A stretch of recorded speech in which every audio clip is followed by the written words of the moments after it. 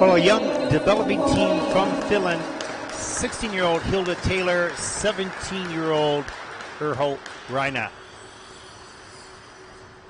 The team and their coaches explain what limited ice availability that they have. So great to see them representing Finland.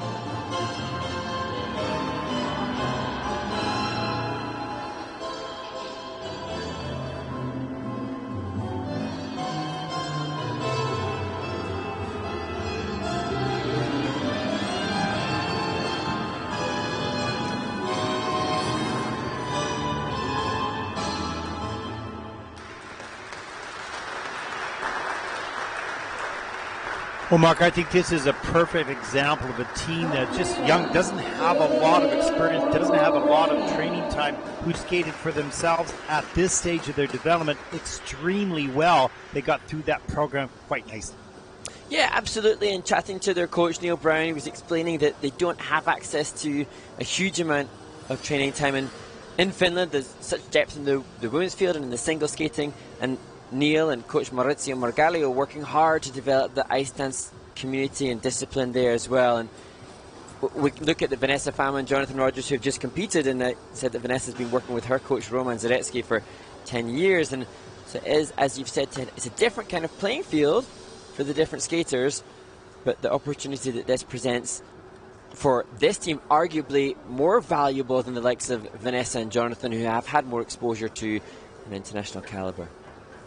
And you can see, you know, when we're talking about the basic skating skills, there's lots and lots of work to be done here. Just a feeling of stability, get the posture, the back a little bit straighter, deeper edges. But that comes to thousands of hours of training. And if you don't have access to those hours and time, it's difficult to get those basic skating skills at a higher level. But I thought for the skills this team had coming onto the ice, they got through that program rather well.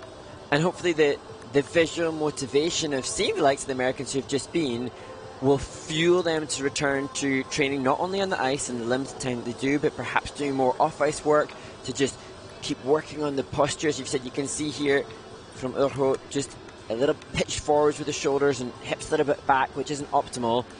And then seeing the likes of Jonathan Rogers might just motivate him in day-to-day training on and off the ice to keep working at shaping the physique in a more judge-friendly manner moving forward. As you say, Ted, you can see that they're well trained. They look like they're 100% in control of the knowledge of the choreography and the timing of what they were doing.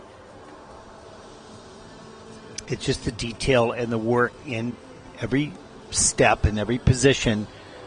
And you can see they track each other pretty well through that. Means they're watching where their partner is at, and they're basically timing their unison with each one of the steps. So that's good. Just lots of work, individual work, really, in many cases, feeling comfortable and confident in your edges and positions.